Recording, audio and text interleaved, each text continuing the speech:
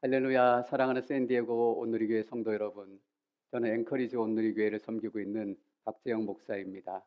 고난주간을 지나면서 여러분들과 함께 이 십자가의 은혜를 나눌 수 있도록 허락해 주심에 감사를 드립니다. 그 어느 때보다 더 깊은 십자가의 능력, 십자가의 은혜를 경험하시는 시간이 되시기를 축원합니다. 제가 기도하고 하나님의 말씀 함께 나누겠습니다. 살아계신 하나님, 우리에게 이 은혜의 때를 허락하시니 감사합니다. 이 고난주간을 통해 우리가 다시금 십자가로, 다시금 오직 예수로 돌아가는 귀한 시간이 되기를 원합니다. 하나님의 은혜의 말씀을 우리에게 허락해 주셔서 그 말씀으로 우리를 정결케 하시고 새롭게 하시고 말씀으로 우리가 결단하는 시간이 되기를 소망합니다. 한 분 한 분의 심령을 만져주시고 그 심령의 가장 깊은 곳까지 이 은혜를 더하여 주시옵소서. 예수님의 이름으로 기도드립니다. 아멘.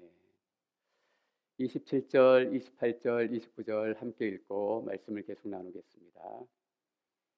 총독의 군인들이 예수를 총독 관저로 끌고 가자 총독의 모든 군대가 예수를 둘러쌌습니다. 그들은 예수의 옷을 벗기고 자주색 옷을 입혔습니다. 또 가시로 관을 엮어서 예수의 머리에 씌우고는 그 오른손에 갈대를 들게 했습니다. 그리고 그 앞에 무릎을 꿇고 희롱하며 말했습니다. 유대 사람의 왕 만세. 오늘 말씀은 총독의 군인들이라는 말씀으로 시작을 합니다. 이 군인들, 군대라는 말은 십자가와 맞서 있는 이 세상의 통치 원리 시스템을 보여주고 있는 것 같아요. 이 세상은 십자가로 돌아가는 세상이 아니라 힘으로 돌아가는 세상이에요. 권력으로 돌아가는 세상이에요. 파워로 돌아가는 세상입니다. 그런데 이 힘 있는 사람들이 모이면 어떤 일들이 일어날까요? 약한 자를 돌보고 힘없는 자들을 챙기는 그런 아름답고 선한 일이 일어나지 않더라고요. 힘 있는 사람들이 모이면 힘없는 사람들을 희롱하는 그런 일이 나타나요. 오늘 군인들이 모여서 예수님을 희롱하며 말했습니다. 희롱한다라는 표현이 2번이나 나오고 뒤에 가보면 여러 사람들이 모여서 예수님을 조롱해요. 힘 있는 사람들이 모이면 힘없는 사람을 조롱하고, 배운 사람들이 모이면 배우지 못한 사람들을 조롱하고, 돈 많은 사람들이 모이면 돈 없는 사람들을 조롱하고, 힘 있는 사람들이 모이면 힘 없는 사람들을 조롱하고, 때로는 때리기도 하고 때로는 착취하기도 하고. 겉으로는 안 그런 것 같아요. 그러나 마음속으로는 다 이렇게 희롱하며 또 다른 사람들 조롱하는 마음이 있다고요. 왜냐하면 우리 안에 죄가 가득히 들어와 있기 때문이에요. 여러분, 큰 저택들이 모여있는 그 입구에 가면 공동적으로 서 있는 것들이 있습니다. 뭐냐면 게이트예요. 바가 이렇게 쳐져 있고 그 게이트에 안내하시는 분들이 어디서 왔는지 또 누구를 찾아왔는지 일일이 다 캐묻고 확인되지 않으면 들여보내주지 않으세요. 그 게이트들이 우리에게 주는 메시지는 이거 아닙니까? 나랑 수준이 비슷한 사람 아니면 함부로 찾아오지 마라. 나랑 급이 맞는 사람이 아니면 여기 함부로 들어올 수 없는 데다 라는 메시지를 우리에게 주고 있는 거잖아요. 그래서 우리는 그런 큰 게이트 앞에 서면 누구나 할 것 없이 마음이 오그라들고 쪼그라드는 그런 경험들을 해요. 그 게이트가 우리에게 주는 메시지를 알고 있기 때문이에요. 희롱해요. 조롱해요. 얼마 전까지는 백인들이 흑인들을 차별하고 희롱한다고 큰 뉴스가 됐었고, 요즘은 여러 가지 이유 때문에 아시아인들이 차별을 당하고 때로는 폭력에 당해서 쓰러지는 그런 일들도 왕왕 일어나고 있더라고요. 차별이 뭐냐면 죄가 이 땅을 다스리고 있고 힘이라는 것이 이 땅의 통치 시스템이다라는 것을 우리에게 보여주는 거예요. 사랑하는 성도 여러분, 죄는 말세가 될수록 더 득세할 거고 힘은 말세가 될수록 더 그 힘을 펼치려고 할 거예요. 다시 말하면 우리가 차별을 없애기 위해 노력하고 또 빈부격차를 없애기 위해서 열심히 노력하지만 차별은 더 심해질 거고 이 땅의 빈부격차는 더 심해질 것이다 라는 것을 우리에게 말해주고 있는 거 아니겠어요? 그런데 우리 크리스찬들은 무엇을 해야 될까? 십자가로 살아가는 크리스찬들이 어떻게 살아야 될까? 세상이 그렇게 가니까 그냥 차별은 없어지지 않으니까 빈부격차는 뭐 나라님도 없애지 못하는 거다. 이런 생각을 하고 그냥 가만히 있고 당연히 한 것으로 여겨야 될까요? 그렇지 않아요, 여러분. 우리 이 땅의 차별과 빈부격차와 여러 가지 희롱과 조롱들을 보면서 억울하고 분하고 원통한 마음을 가져야 돼요. 여러분 왠지 아세요? 하나님께서는 차별을 위해서 이 땅을 지으시지 않으셨어요. 에덴 동산을 지으시고 거기에 아담과 하와를 지으시고 많은 동물들을 지으시고 피조물을 지으실 때 차별하기 위해서, 조롱하기 위해서, 놀리기 위해서 그 많은 것들을 지으시지 않으셨다고요. 그것들 지으셨을 때 하나님께는 꿈이 있었어요. 내 이웃을 내 몸과 같이 사랑하는 것, 이 땅을, 피조물을 내 몸과 같이 사랑하는 소망을 가지고 이 땅을 지으셨다고요. 우리는 차별을 받으며 살아갈 존재들이 아니에요. 희롱받을 존재들이 아니라고요. 근데 이 땅이 차별당하고 있고 조롱당하고 있고 희롱당하고 있어요. 우리는 억울하게 생각해야 돼요. 나는 이런 세상에서 살아가도록 지어진 사람들이 아니다. 이런 세상이 우리에게 주어진 원래 모습이 아니다. 원통하지 않으세요? 우리가 아파요, 살아가면서. 누구나 병을 거치기도 하고 코로나에 걸리기도 하고 또 암에 걸리기도 하고 또 암 때문에 죽기도 하고. 요즘에 암에 걸리신 분 너무나 많다고요. 다 암에 걸리니까 그냥 당연한 거다. 다 죽으니까 당연한 거다. 우리가 그렇게 생각해야 돼요. 여러분, 크리스찬들은 그것들을 보면서 하나님의 섭리로 받아들여야 되지만 또 동시에 억울하고 분한 마음을 가져야 된다라고 저는 믿어요. 왠지 아세요? 하나님이 우리를 지으셨을 때 암 걸리라고 지으시지 않으셨어요. 코로나 걸리라고 지으시지 않으셨고 우리가 눈물 흘리며 서로 다투고 갈등을 일으키고 상처 주고 이렇게 살아가라고 우리를 지으시지 않으셨어요.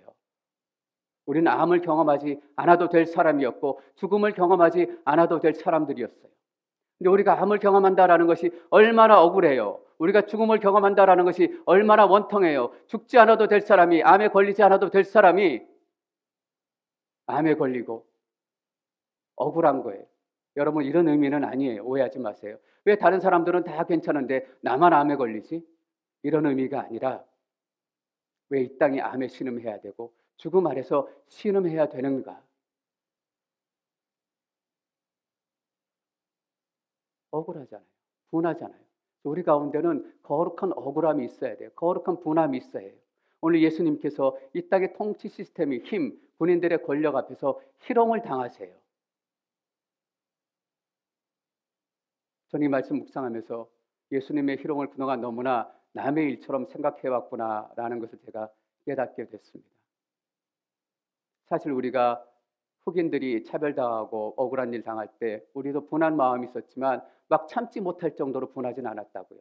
참 저 사람들 억울하겠다, 불쌍하겠다, 똑같이 대해줘야지 왜 그러냐 그런 생각을 했는데 요즘에 아시아인들이 차별을 당하고 또 같은 한인들이 막 돌에 맞고 쓰러지고 그런 일들을 보니까 속에서 진짜 분함이 막 끓어오르더라고요. 억울하고 분하고 어떤 저런 일이 일어날 수 있지 제 마음속에 막 가서 때려주고 싶은 그런 마음이 들어요. 왜 그렇게 다른 반응이 나타날까? 제 스스로 생각하게 됐어요. 흑인들의 일은 내일 같지 않은 거예요. 근데 아시아인들, 한인들이 이렇게 맞고 쓰러지는 것은 내일처럼 생각이 되니까 내가 그렇게 분하고 억울하고 원통하게 느껴지더라고요. 예수님의 희롱의 모습을 보면서 그동안 억울하시겠다 이 정도로만 생각했어요. 우리 때문에 이런 일을 당하시는구나. 근데 이번에 다시 말씀을 묵상하면서 억울하고 분하고 원통하더라고요. 하나님의 아들 예수 그리스도가 왜 세상의 군인들에게 희롱당하고 조롱당하고 매맞아야 하고 침뱉음 당해야 하고 여러분 왜 그래요? 우리가 이 질문을 던져야 돼요. 왜 차별이 끊이지 않는가? 왜 억울함이 끊이지 않는가? 왜 폭력이 끊어지지 않는가? 죄 때문이에요. 우리의 죄 때문이고 많은 사람의 죄 때문이고 이 세상의 죄 때문이에요. 그래서 우리는 오늘 이 고난주간을 지나면서 이 십자가의 의미를 다시 한번 생각해야 될 필요가 있어요. 왜 십자가가 우리에게 그토록 필요했는가? 죄 때문이에요. 이 죄의 문제는 우리가 어떻게 할 수 없는 문제이기에 우리의 힘으로는 이 땅의 차별을 없앨 수 없기 때문에 아시아인의 차별도 없앨 수 없고 흑인들의 차별도 없앨 수 없고 빈부격차도 없앨 수 없기 때문에 십자가 외에는 이 문제들을 해결할 방법이 없는 거예요. 그래서 예수님께서 조롱당하신 거예요. 우리는 죄에 대해서 이렇게 선포해야 돼요. 나사렛 예수 그리스도의 이름의 권세로 명하노니 나를 붙들고 있는 모든 죄는 떠나갈지어다. 그 권세는 떠나갈지어다. 그 죄의 문제를 우리가 다시 한번 기억해야 해요. 33절, 34절, 35절 말씀 읽겠습니다. 33절부터 시작. 그들은 골고다 곧 해골의 장소라는 곳에 이르렀습니다. 거기에서 군인들은 예수께 쓸개 탄 포도주를 주어 마시게 했습니다. 그러나 예수께서 맛보시고 마시지 않으셨습니다. 군인들은 예수를 십자가에 못 박고 나서 예수의 옷을 두고 제비를 뽑아 나누어 가졌습니다. 이 십자가가 군인들에겐 이런 정도 의미였어요. 그냥 십자가에 죽은 사람의 옷을 벗겨서 제비 뽑아 나누어 가지는 게임에 지나지 않았고 하나의 사건에 지나지 않았어요. 그러나 예수 믿는 우리에게 또 이 땅의 실제적 역사 가운데서 예수님께서 십자가에 매달리신 이 순간은 가장 위대한 하나님의 순간이에요. 이 예수님께서 십자가에 못 박히심으로 이 세상의 역사가 완전히 달라지기 시작한 거예요. 십자가는 로마인들에게 가장 수치스러운 것이었어요. 가장 극악무도한 반역죄를 처벌하는 것이 십자가의 처형이었습니다. 로마인들에게 십자가에는 가장 극악무도한 죄인이라는 의미예요. 유대인들에게 십자가는 또 다른 의미를 가지고 있어요. 누구든지 나무에 달린 자마다 저주를 받은 자니라. 나무에 달려서 죽은 자들, 십자가에 달려서 죽은 자는 저주를 받은 자예요. 여러분, 여기서 저주는 어떤 저주예요? 하나님의 저주를 얘기하는 거예요. 하나님의 심판을 얘기하는 거예요. 하나님의 사랑과 임재와 하나님의 신실하심이 떠나서 그 죄인에게 임한 하나님의 저주, 하나님의 심판. 예수님의 제자들, 예수님을 따랐던 많은 사람들에게 나무에 달린 자는 어떤 의미였을까? 예수님께서 하나님의 아들이셔서 기적을 베푸시고 많은 가르침을 제자들에게 특별히 주셨습니다. 메시아로 생각하고 따랐어요. 근데 예수님께서 나무에 달려서 죽어가시는 거예요. 나무에 달린 자마다 어떻다고요? 저주받은 자, 하나님께 저주를 받고 하나님께 심판을 받은 자. 여러분, 어떻게 메시아가, 하나님의 사람이 하나님께 저주를 받을 수 있어요? 그들의 상식으로는, 그들의 생각으로는 그런 일이 일어날 수 없는 거예요. 예수가 나무에 매달려 죽는다라는 것은 그는 메시아가 아니다, 그는 그리스도가 아니다, 하나님께 심판받은 자다라는 의미를 보여주는 거예요. 로마인들에게 가장 극악무도한 죄 처벌의 장소, 그리고 유대인들에게는 저주받은 사람, 메시아가 절대 아니다라는 것을 확인해주는 증거가 되었던 십자가의 달림의 죽음. 이것이 어떻게 구원의 시작일 수 있겠어요? 어떻게 메시아가 거기서 죽을 수 있다라고 그들이 생각할 수 있었겠어요? 여러분, 십자가는 사람들이 상상해 놓은 거 아니에요. 사람들이 만들어 놓은 거 아니에요. 사람들이 만들어낼 수 있는 그런 것이 아니에요. 사람들의 상식과 생각과 경험을 다 뛰어넘는 것이기 때문에 사람들은 생각할 수 없었던 거예요. 그렇기 때문에 사람들이 십자가를 믿지 못하는 거예요. 어떻게 십자가에서 그리스도가 죽고 메시아가 죽고 우리의 구원이 이루어질 수 있는가? 우리의 죄가 심판받을 수 있는가? 사람들은 그걸 생각하지 못하고 믿지 못해요.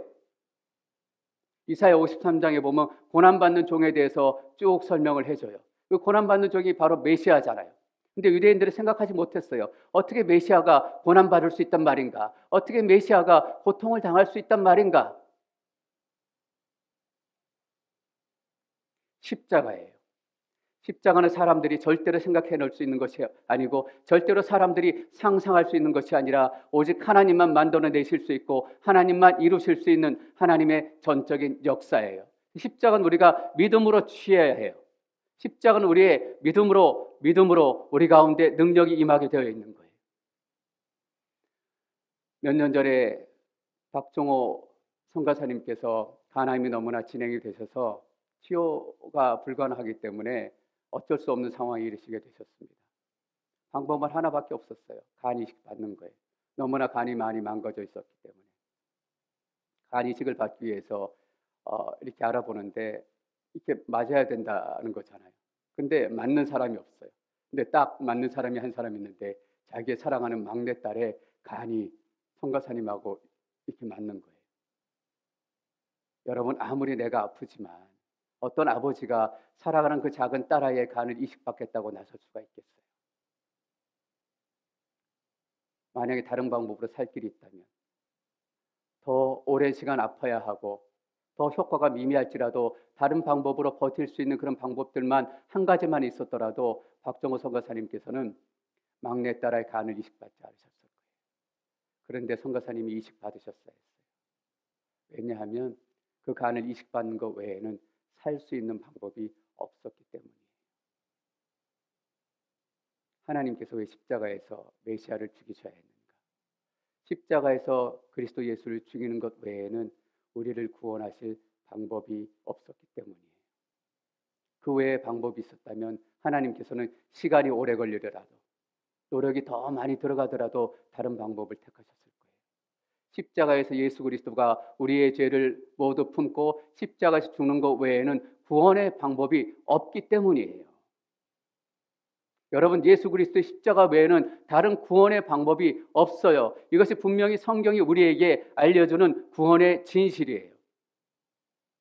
예수님께서 말세에 대해 얘기하시면서 이렇게 얘기하셨습니다. 말세가 되면 여기저기서 내 이름으로 너희를 현혹하는 자들이 많이 일어나게 될 것이다 라고 말씀하셨어요. 현혹하지 않는 자들이 많이 일어나서 거짓말을 하게 될 겁니다. 근데 거기 앞에 어떤 말을 붙이셨냐면 내 이름으로 일어난대요. 내 이름은 어떤 이름이에요? 그리스도의 이름, 메시아의 이름, 구원자의 이름, 너를 살리는 이름, 너를 행복하게 해주는 이름, 너를 즐겁게 해주는 이름, 네 삶에 진정한 샬롬을 허락해주는 그 이름, 이 이름으로 우리에게 찾아온다라는 거예요. 얼마나 많은 것들이 우리에게 행복을 주겠다고 약속을 해요. 우리를 구원하겠다고 약속을 해요, 여러분.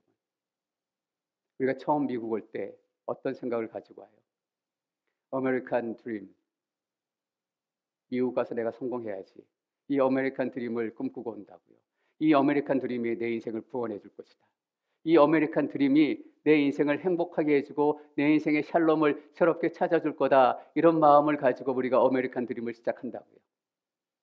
그렇게 이민생활 10년 하고 20년 하고 30년 하고 어떤 사람은 아메리칸 드림을 마음먹은데 이루기도 하고 어떤 사람은 그것조차 이루지 못하고 실패하기도 하고 그러나 우리가 공통적으로 깨닫게 되는 것은 바로 이것 아니겠습니까? 아메리칸 드림이 메시아가 아니다. 아메리칸 드림이 그리스도도 아니고 아메리칸 드림이 나를 구원하는 구원의 이름도 아니다라는 것을 깨닫게 되는 거잖아요. 여러분, 맞아요. 그리스도 외에는 우리에게 구원의 이름이 없어요. 우리는 이 놀라운 진리와 사실을 다시 한번 기억하며 나가야 되는 거예요. 다른 구원의 이름이 없어요. 어느 종교든 열심히만 믿으면 천국 가는 거 아니야? 열심히 신실하게 믿으면 다 천국까지 뭐 그렇게 큰 차이 까다롭게 구별해? 그렇게 얘기하는 분들 많아요. 여러분, 어떻게 열심히만 믿으면 다 천국 가요?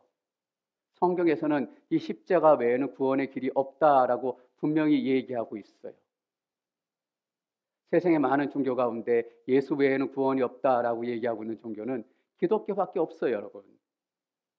구원관이 다르고 구원론이 다른 거예요. 이슬람의 구원론이 다르고 불교의 구원론이 다르고 힌두교의 구원관이 달라요. 근데 어떻게 같은 목표를 향해서 갈 수 있는 거예요? 그렇지 않아요, 여러분.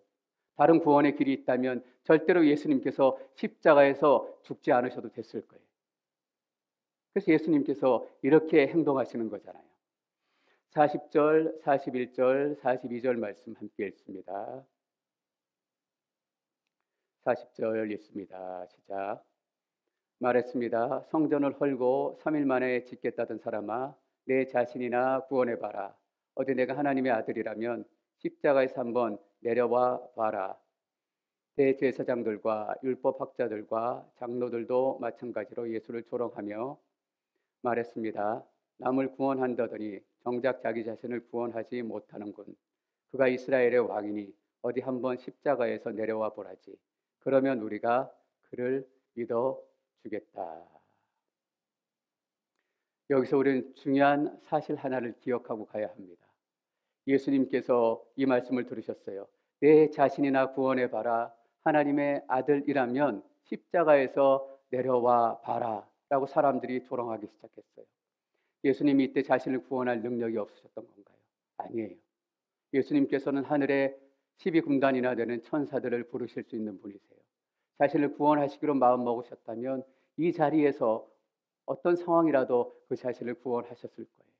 그리고 하나님의 아들이라는 것을 증명하는 것이 그것이 목적이었다면 십자가에서 내려오셨을 거예요. 왜 자신을 구원하지 않으셨는가? 왜 십자가에서 내려오시지 않으셨는가? 우리는 이 한 가지 중요한 사실을 오늘 잊지 않고 기억을 해야 합니다. 예수님께서 스스로 구원하지 않으셨던 이유는 우리를 구원하시기 위해서예요. 우리를 살리시기 위해서예요. 우리를 고통 가운데 해방시키시기 위해서예요. 42절에 제사장들이 얘기합니다. 남을 구원한다더니 정작 자기 자신을 구원하지 못하는군. 맞아요, 여러분. 이 사람들의 말이 맞다고요. 남은 구원하지만 정작 자기 자신을 구원하지 않는 십자가의 그 사랑, 남들을 구원하기 위해서 자신을 구원하지 않으셨고 자신이 하나님의 아들 된 것을 증명하지 않으셨던 십자가의 죽음이 예수 그리스도의 죽음이에요. 예수님께서 십자가에 죽지 않으시면 우리는 영원히 죄 아래서, 차별 아래서, 고통 아래서, 폭력 아래서 살아갈 수밖에 없기 때문에 그 폭력의 고리를 끊기를 원하셨던 거예요. 그 차별의 고리를 끊기를 원하셨던 거예요. 우리 삶에 멈추지 않는 그 고통의 눈물을 하나님께서는 씻으시기를 원하셨던 거예요. 그것을 위해서는 예수님께서 자신을 구원하는 것이 아니라 자신을 죽이셔야 했던 것. 그것이 여러분 십자가의 사랑이에요. 어떻게 사람들이 이 십자가의 사랑을 이해할 수 있겠어요? 십자가의 구원을 이해할 수 있겠어요? 자신을 구원하지 못하는 사람들이 어떻게 다른 사람들을 구원할 수 있어? 이것이 세상이 말하는 구원의 논리예요. 그렇게 생각하는 사람들은 십자가의 구원의 비밀을 깨닫지 못한다고요. 십자가를 비밀이라고 얘기해요. 뭔가 숨겨놓은 것다라는 의미가 아니라 눈이 열리지 않으면 십자가의 구원의 비밀을 알지 못하기 때문이에요. 남을 구원하지 못하고 자기가 사는 것이 아니라 예수 그리스도가 죽고 남을 구원하기 시작하는 것, 그것이 십자가예요. 사랑하는 성도 여러분, 이것이 하나님의 섭리입니다. 우리가 우리 삶에 어려움이 있을 때 하나님 앞에 간절히 기도합니다. 하나님, 이 고난이 지나가게 해주십시오. 이 어려움이 지나가게 해주십시오. 이 눈물이 씻기게 해주십시오. 라고 기도하는데 어떨 때는 고난이 지나가지도 않고 여전히 내 삶 가운데 머물러 있어요. 내 눈물이 마르지 않고 더 큰 슬픔과 눈물이 내게 덮쳐올 때도 있어요.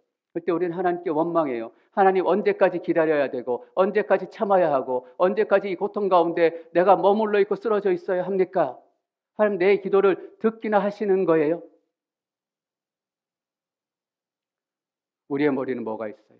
우리의 머리에는 돈이 있고 재산이 있고 출세가 있고 성공이 있어요. 근데 하나님의 마음에는 뭐가 있냐면 구원이 있습니다. 하나님의 마음에는 우리를 구원하시는 그 십자가의 구원이 있어요. 우리는 당장 이 어려움 지나가는 걸 원해요. 이 당장 위기가 떠나가는 걸 원해요. 당장 눈물 흘리는 일들이 멈추는 것을 원해요. 근데 하나님의 구원은 뭐냐면 이 고통을 영원히 떠나가도록 해주시는 거예요. 이 고난을 영원히 떠나가도록 해주시는 것이고 이 눈물이 영원히 마르도록 하나님께 친히 그 눈물을 닦아주시는 게 하나님의 구원이에요. 우리는 앞만 보고 살아가지만 하나님께서 이 땅의 모든 것들을 구원하시기 위해서 우리에게 영원한 구원을 주시기 위해서 구원의 섭리를 그 마음 가운데 가지고 계십니다. 여러분, 우리가 왜 다른 구원자가 필요합니까? 왜 다른 은혜가 필요해요? 우리를 이렇게 완전히 살리시고 회복시켜 주실 십자가의 은혜가 우리 가운데 있는데 우리가 두려워해야 될 이유가 무엇이 있습니까? 우리가 마음 졸여야 될 이유가 무엇이 있습니까? 하나님께서는 십자가를 통해서 여러분들을 완전히 살리시기를 원합니다. 여러분의 기도가 더딘 이유가 있다면 여러분들을 완전히 살리시기 위해서요. 완전히 십자가의 은혜로 여러분들을 회복시키시기 위해서입니다.